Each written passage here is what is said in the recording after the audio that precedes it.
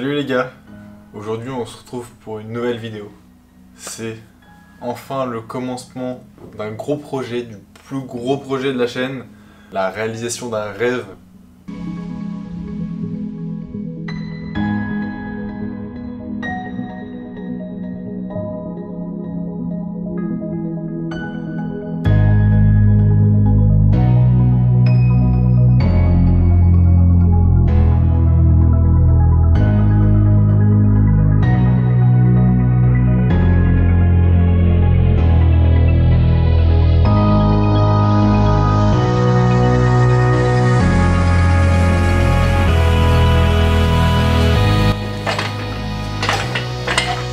Bon du coup les gars, salut, je me présente déjà pour les nouveaux. Je m'appelle Enzo de la chaîne The Monkey Rider. Sur cette chaîne on fait tout type de moto ou même voiture, voilà. Depuis 1 an et demi je fais YouTube et je kiffe ça. Et c'est peut-être aussi grâce à YouTube que je peux réaliser ce projet là. C'est un peu YouTube qui m'a poussé à le faire, qui m'a motivé à le faire. Donc pourquoi déjà un Hayabusa Turbo? Vous connaissez tous les vidéos de Ghost Rider. Vous savez, Ghost Rider, moi ça a bercé mon enfance. En gros, il avait un Hayabusa Turbo, pour les gens qui le connaissent pas, qui faisait 500 chevaux le sien. Moi, je suis un peu plus calme. Je prends déjà 400, c'est déjà pas mal. Moi, je vise, mon kit, il est fait pour 400, 450 chevaux, donc... Lui, il avait 500 chevaux, c'était un truc de ouf. Et en gros, il était sur route ouverte, il faisait vraiment des trucs de malade avec les flics et tout, bref. Voilà. Bah, faut pas reproduire, mais moi, ma moto va pas servir à ça. Elle va servir vraiment des courses dragster, tout ça. Là, d'ailleurs, j'ai une compétition qui va venir dès qu'elle sera prête. Espérons qu'elle sera prête avant les grandes vacances. Normalement, j'ai une grosse compétition avec cette moto qui arrive. Donc voilà. Donc là, on parle d'une Hayabusa Génération 1. Donc elle est de 2000, c'est de 99 à 2007 si je ne me trompe pas. Il y a les générations 1 puis les générations 2. Moi c'était vraiment la génération 1 parce que c'est cette moto là que je kiffe. J'ai reçu toutes les pièces déjà depuis un petit moment, mais je voulais vraiment attendre qu'on soit vraiment opérationnel avec un beau garage, que je puisse tout faire proprement parce que je veux pas une vis de moche sur la moto. Donc là on a toutes les belles pièces derrière moi, donc turbo, piston basse compression, on a déjà mis les bielles dedans dans les anciens épisodes, si vous n'avez pas vu, bah, allez les voir. Avec tout plein de pièces, mais tout plein de pièces qui m'ont coûté une fortune. Là, c'est des années d'économie que j'ai foutu dans cette moto. Tout, je pense qu'on est à 20 000 € avec le coût de la moto et on a plus de 20 000, ouais, je pense. Et il reste encore, la seule chose que j'ai pas et que si vous, vous y connaissez un peu ou quoi que ce soit, là-dedans, le faisceau moteur. Le faisceau moteur, je voulais qu'on me le fasse d'abord. Mais il y en a qui prennent une fortune et ceux qui prennent pas une fortune, ils ont des délais de ouf. Donc il faut faire tout le câblage du faisceau et après mettre un écu programmable comme Max EQ ou plein d'autres, voilà. Mais sans que ça me coûte, parce que moi on a fait des vies mais à 5-6 000 € et 5-6 000 € là je peux plus les mettre maintenant dans la moto. Je suis pas millionnaire, à côté j'ai une S1000R à entretenir, j'aimerais bien quand même garder les deux. Faire un comparatif parce qu'elle a rien dans le cul. Faudrait lui mettre un turbo d'ailleurs elle aussi. Tout le kit turbo a été commandé chez RCC Turbo. Alors j'ai rien à voir avec ce gars-là, enfin il n'y a pas de placement ou quoi que ce soit, c'est genre le best. Si tu veux une moto kit turbo, c'est genre lui qu'il faut contacter. Mais il fait pas beaucoup de motos, je crois. Il fait juste Hayabusa et ZX14R. C'est juste un fou. Genre, il a toutes les pièces, il va te conseiller de ouf. C'est un Canadien. Forcément, en France, il existe peu de personnes comme ça. Forcément, ça a un coût. C'est un peu plus cher que forcément si t'achetais tout au détail, mais après, t'as les conseils. Hein, s'il y a un problème, je lui envoie un mail, je lui dis comment on fait ça, bim, il me répond en 2 minutes. Comme là, j'avais besoin pour avoir les gabs des segments sur mes pistons. Il me l'a dit en 2 secondes. Donc là, maintenant, il n'y a plus d'excuses, il n'y a plus qu'à monter. Et toutes les prochaines vidéos que vous allez voir sur la chaîne, pendant au moins 2-3 mois, vous allez voir que ça, que de l'Hayabusa. Donc, n'hésitez pas, mon Instagram, si vous avez des contacts pour faire des faisceaux ou quoi que ce soit. Dans cette vidéo, on va commencer le moteur. Pourquoi le moteur? Parce que je sais très bien qu'il va me manquer des petites pièces par-ci, des petites pièces par-là, et qu'il va falloir que je recommande chez Suzuki, que ça va mettre longtemps à arriver. Donc je préfère commencer le moteur, voir quasiment toutes les pièces qui me manquent. Pendant ce temps-là, je vais attaquer le cadre. Je vais mettre tout ce qui est roulement, joint spi, les pneus sur les jantes. Pour remonter le cadre en soi, déjà ça va être magnifique quand il va être remonté. Et voilà, et après peut-être un jour la moto démarrera, se fera régler et peut-être sortira les 400-450 chevaux sur banc. On arrête le blabla, je vais vous montrer un peu tous mes établis. Il y en a beaucoup qui me disaient pourquoi tu mets autant d'établis. La réponse, c'est ça. Donc là, ça va être toutes les pièces sales entre guillemets, c'est-à-dire que là je vais avoir la culasse, l'embrayage, Là, les arbres à cam, mais tout ça, forcément, je vais pas monter ça comme ça dans la moto. Il faut que je nettoie tout, parce que tout est crade. Ça va pas rester, je vous montrerai après. Et aussi, il faut retrouver toutes les pièces, toutes les vis. Malgré que j'ai assez bien démontré, entre guillemets, il faut quand même tout retrouver, l'emplacement, parce que là, ça fait déjà 4-5 mois que j'ai démonté. Donc, il y a quelques pièces qui sont effacées de ma tête. Donc là, le moteur que j'ai repeint. Donc, le moteur, je l'ai repeint moi-même. Pareil, il y a une vidéo qui montre comment je l'ai repeint, tout ça. J'ai déjà mis les bielles qui m'ont été envoyés par Max Pingrod. Hein. J'en ai déjà fait assez de pub à eux. On a la boîte à air, la taille masse, qui est juste magnifique. Là, on a une pompe à huile plus grande. Ouais, c'est les dents, en fin de compte, tu gagnes des dents. Ils sont plus larges. Du coup, en fin de compte, tu as plus de pression. En fait, tu as plus de pression d'huile avec cette couronne-là qu'avec cette couronne-là.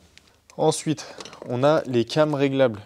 Ces cams-là. Justement, après il y a les instructions là sur le truc là, justement qu'il va falloir dessertir cela à la presse et ressouder cela pour pouvoir régler les cams différemment. Pourquoi? Parce qu'on met une cale, bah nickel, on met une cale pour décomprimer le bloc en plus des pistons décomprimés. Donc c'est pour ça qu'il faut régler les arbres à cam, ça va pas être le même calage que d'origine. Là on a les injecteurs, c'est des injecteurs 650 cc. Là, on a les goujons. En gros, ça c'est plus costaud que des vis de culasse d'origine pour pas qu'il y ait trop de pression et que ta culasse monte en l'air. Et bah, t'as ça, c'est plus costaud et au moins t'es pas obligé de les changer à chaque fois que tu démontes ton moteur. Ça, c'est le carter embrayage. Vous voyez comment il est magnifique. Pareil, c'est taillé masse et tout, c'est magnifique, regardez. Ça me fait vraiment plaisir. C'est pour mettre justement un embrayage qui est un peu plus large. Sinon, dans le carter d'origine, il passe pas. Du coup, tu es obligé de mettre ça. Parce qu'il faut que l'embrayage y résiste les 450 chevaux, quoi. Ça, c'est le rail pour pouvoir adapter les injecteurs. Là, on a un tendeur mécanique. Parce que là, c'est un tendeur hydraulique dessus. Et le tendeur, parfois, il déconne. Et du coup, il tend pas assez ta chaîne. Ou il casse ou quoi que ce soit. Paniquer un moteur pour rien. Tu passes ça chez APE. C'est un tendeur mécanique. On a une chaîne de distrib renforcée. Là, on a filtre à huile d'origine. Là, on a les amortisseurs de couple qui vont dans la roue renforcée. Pareil, j'ai payé ça une fortune, mais pourquoi? Dans la vidéo où j'ai acheté la moto, dans tous les cas, elle devait être démontée, mais j'ai pété le moteur parce que la chaîne a cassé. Je pense que c'est à cause de ça, c'est parce que ils étaient un peu morts dans la roue, donc la roue elle se mettait un peu de travers, du coup ça a forcé sur la chaîne. Voilà, après la moto, elle avait quand même pas mal de bornes. Donc ça, c'est pompe à essence, la pompe à essence qui est énorme. Toute la pochette de joint. Là, je vous montre un truc, mais c'est vraiment magnifique ça, franchement. Regardez. Oh là là, regardez-moi ça. Et en fait, vous voyez là, ils sont creusés là. C'est pour, du coup, pour décomprimer le bloc avec les pistons. Donc le RV, il passe de 12 à 9. Et avec la cale, il passe à 8,5. Regardez. Même pas fait exprès. C'est bizarre que le traitement il soit rouge. La première fois que je vois ça, normalement, il est noir le traitement. Mais bon, ça fait stylé. C'est justement peut-être pour dire qu'ils sont décomprimés, je ne sais pas. On a la dump valve Thial. Magnifique. On a la Westgate Thial. Tout ça, c'est soudé par le gars. Hein. Moi, je fais pas des soudures comme ça, encore. Regardez-moi ça. Donc ça, c'est magnifique. Regardez les sorties là. Oh, les flammes que ça va sortir. Donc ça, en fait, tu peux changer les ressorts à l'intérieur pour mettre plus ou moins de pression de turbo. Et les ressorts, je les ai aussi. Ils sont là. Voilà. Ça, c'est les ressorts. Ah oui, ça, c'est des ressorts pour la culasse. Ça, c'est des doubles ressorts. C'est-à-dire qu'il y a 2 ressorts dans un. Bref, déjà, ça, c'est magnifique. J'aurais jamais cru avoir du vrai Thial. Ça, c'est un vrai turbo Garrett, pareil, mais un Garrett custom qui a été fait justement pour la moto. C'est lui qui a calculé tout ce qu'il fallait exactement. Il a l'habitude de vendre ça, donc il sait exactement quoi prendre. C'est pour ça que j'avais besoin vraiment de lui. RCC Turbo, voilà. C'est Richard, il s'appelle. Donc là, il a soudé aussi un petit coude pour que ça passe là, tu sais, pour pas te faire chier avec des coudes, des machins, que ça tape dans le cadre. Là, il a soudé un petit coude, il est vraiment fait pour. Il a soudé le collecteur, comme ça, j'ai pas besoin de me faire chier aussi avec. Allez, soudure de ouf. Là, on a un radiateur un peu plus gros, donc avec des meilleures ailettes que d'origine. Ça, la fameuse cale, pour décomprimer encore le bloc. Le cylindre. Donc ça, c'est tout ce qui est roulement de roue, roulement de bras oscillants. Ça, c'est toutes les autres pièces qu'il y a quand on voit le kit. Donc toutes les visseries, tout ça, il est en vrai vraiment tout complet. Bon, ça, c'est demi-guidon. Ça, c'est les vis AliExpress pour mettre les carénages. Voilà, vis rouges. De toute façon, t'as pas besoin de mettre des trucs de ouf. Hein. Parfois, il vaut mieux économiser. Et ça, c'est les Duritavia. Et les Duritavia, attention, de la même couleur que le cadre. J'ai fait tout le tour, du coup maintenant on attaque. Bon les gars, on se retrouve le lendemain. Là on va faire le jeu à la coupe des segments. Donc je vais vous montrer comment faire. C'est pas un tuto, pas un expert non plus, mais je vais vous montrer les bases. Voilà, c'est pas le premier que je fais, mais j'en ai pas fait 50 non plus, donc je vais vous montrer. Là on a le piston, ce qui est fourni avec le piston, on a 5 segments. Donc là on a le premier segment. Donc le premier segment, je sais pas si vous allez voir à la caméra, il est un peu biseauté en fait, à l'intérieur. Donc ce segment-là, c'est le segment coupe-feu. Dès qu'il y aura l'explosion du cylindre, c'est celui qui se met tout en haut, donc c'est le top ring, le segment du haut. Dès que l'explosion va se faire, c'est lui qui va on va dire, couper la combustion entre la chambre de combustion et les autres segments. Alors les autres segments, du coup, là on a le segment qui va faire tout. C'est ce segment qui va faire, donc celui-ci ça va être le segment d'étanchéité, pour que la compression se fasse bien. Donc le segment d'étanchéité il est tout droit, il est tout carré. Voilà. Après là on a les petites écritures, les écritures c'est toujours au-dessus, toujours vers le haut. Et après on a 3 segments, c'est pas vraiment des segments, hein. C'est le segment racleur en fait, c'est le segment d'huile qui se met dans la dernière gorge, donc qui se met dans cette gorge là. Et vous voyez il y a des petits trous là, en fait c'est pour racler l'huile, parce qu'en fait on a de l'huile dans le bas moteur. C'est pour racler l'huile pour pas qu'elle aille dans la chambre de combustion. Et en fin de compte, toute l'huile qui va passer là-dedans, donc par les petits trous, et donc comme ça passe par les petits trous, ça va redescendre dans le bas moteur, donc redescendre dans ton huile. Voilà, et après le segment d'en haut, il va vraiment étanchéifier tout. Voilà. Bon, si t'as de la fumée quand t'accélères ou quoi que ce soit, ça peut être plein d'autres choses, hein. Mais si c'est ça, c'est souvent ces segments-là qui commencent à être fatigués. Segment racleur d'huile en fait, c'est segment d'huile. Je sais pas exactement le nom, mais c'est ça. Ensuite, là, on a le cylindre. Le cylindre, il est pas très propre, hein, mais je lui redonnerai un petit coup de surfaçage bien propre avant de le monter. Là, c'est juste qu'il y a encore des traces de joint. Il vaut mieux que ce soit tout parfait. Je vais faire ça avec un petit marbre ou un miroir. Un miroir aussi, c'est très plat. Donc là, on va faire le jeu à la coupe du segment. En fin de compte, il faut que tu aies un écart. Là. Il faut que tu aies un écart entre les deux segments. Une fois qu'il est dans le cylindre, je vais vous montrer comment faire. En fait, il faut qu'il y ait un écart prédéfini par le constructeur. C'est pour que quand ton segment échauffe, il ait du jeu pour chauffer. Parce que quand ton segment échauffe, il va se dilater. Du coup, quand il se dilate, s'il n'y a pas assez d'espace entre les deux, il va se serrer, il va se toucher, ça va continuer à grossir, et là, ça va serrer. C'est comme ça qu'on serre souvent. Il y a beaucoup de temps, en 50, il y en a beaucoup, ils font pas le jeu au segment. C'est souvent beaucoup à cause de ça qu'ils serrent. Et là, on va faire du coup le jeu. Donc, on a besoin juste d'un jeu de cale. Moi, il m'a donné des valeurs parce que c'est au Canada. Eux, ils parlent en pouces, donc il m'a donné des valeurs en pouces et j'ai de la chance parce que, dans tous les cas, j'aurais pu traduire. Mais là, j'ai les 2 valeurs dessus. Donc là, en fait, par exemple, sur le segment, le top ring, le premier segment, j'ai 0.018 pouces. Donc ça donne 0,45 mm.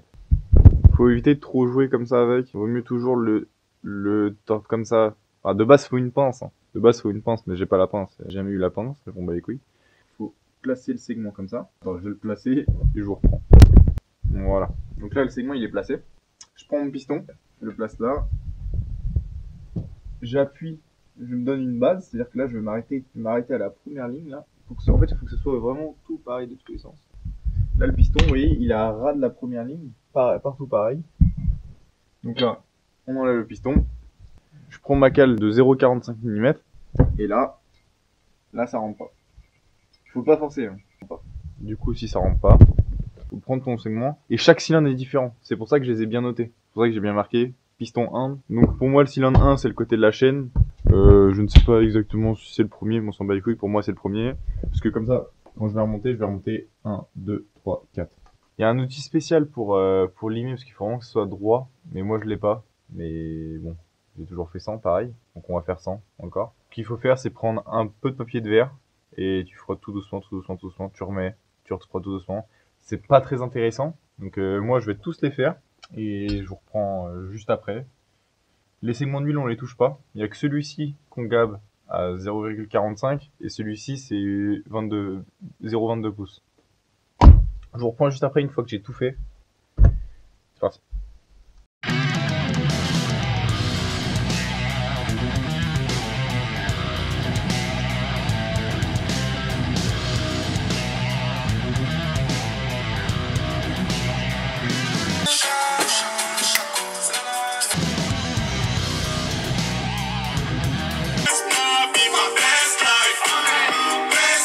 Bon voilà, on se retrouve plus de 2 heures après. Oui, ça a été long, déjà j'ai mis J'ai mis quasiment 2h30 à faire tous les jeux au segment, mais hop, je préférais pas me louper. Parce que pour retrouver des segments comme ça, je pense que c'est un peu la misère. Donc là, je vais vous montrer pour mettre les segments sans la machine et les circlips aussi. J'ai une technique pour les circlips. Peut-être la plupart connaissent, mais bon, si vous connaissez pas, au moins ça peut peut-être vous aider. Alors déjà, premier segment qu'on va mettre, enfin c'est pas vraiment un segment, c'est un racker lui. On va le mettre dans la gorge, juste ici. Après celui-ci, il est très simple à mettre. Hein. Vous voyez, hop, voilà, il est mis. Il y en a un en dessous. Et un fin encore au-dessus.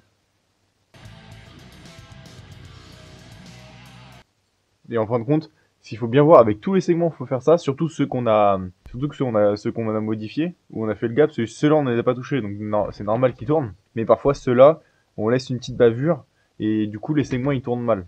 Ouais. En fait, il faut vraiment qu'ils puissent tourner librement, sans qu'ils raccrochent, et il faut qu'ils puissent bouger vraiment. Parce que s'ils ont une petite bavure dessus, bah ça va les bloquer, et ça peut manger mécanique. Là, ce segment-là, alors, il y en a beaucoup qui le mettent d'abord dans la gorge, puis après qui tordent le segment. Le mieux, c'est de ne pas faire ça. Le mieux, c'est... Moi, je prends appui comme ça, avec le piston, dans la deuxième gorge, et comme ça, en fait, le segment, il tord pas. Voilà. Et sinon, t'achètes une passe à 10 balles sur Amazon, et tu te fais pas chier. Là, il tourne, nickel. Ouais, il tourne librement. Alors après, ce qu'il faut faire, c'est une fois qu'on a monté les pistons sur les bielles, il est tard, là, il est 1h là, je commence à fatiguer un peu. Après, il faut faire un tierçage, c'est-à-dire qu'en fin de compte, il faut mettre l'ouverture là, vous voyez l'ouverture du segment, il faut le mettre à un tiers, le deuxième à un tiers et le troisième à un tiers. Voilà, pour pas que les ouvertures soient au même endroit. Le circlip, vous le prenez, je sais pas si on voit bien là, vous mettez au maximum là. Une fois que vous êtes bien là, vous vous mettez au milieu à peu près, vous appuyez, hop, ça va se bloquer. Là, je peux relâcher, ça va se bloquer avec le petit ergot là. Et après, tout doucement, avec un petit tournevis, on vient juste rentrer ça. Et voilà. Après, c'est quand même un peu plus compliqué une fois que c'est sur la moto, mais là, c'est simple. Alors, ensuite, après, il faut graisser les axes. Mais là, je vais arrêter là. Il est 1h. C'est compliqué de faire des vidéos pour moi là en ce moment parce que j'ai beaucoup de boulot. À mon travail de base, j'ai beaucoup de boulot. J'ai un autre métier à côté, je tiens une petite boutique. Quand il y a du boulot là-bas, je peux pas trop, je suis obligé de faire ça le soir. À demain les gars. Bon du coup les gars, on se retrouve le lendemain. Aujourd'hui on va mettre les pistons. Par contre je suis désolé pour le son. J'ai vu les anciens rushs en faisant le montage et le son il était pas terrible, j'ai dû mal brancher le micro. Là j'espère que ce sera mieux quand même. Donc là on va juste mettre les pistons. Ça je vous ai déjà présenté ça. C'est dans toutes les vidéos en Amérique où ils montent des moteurs, ils ont ce produit. Donc ça doit être de la cam. Si eux ils utilisent ça, c'est que c'est bien. Alors du coup là je vais utiliser ça. C'est de la graisse d'assemblage. Hein. Donc ça sert vraiment pour ça. Oh c'est beau.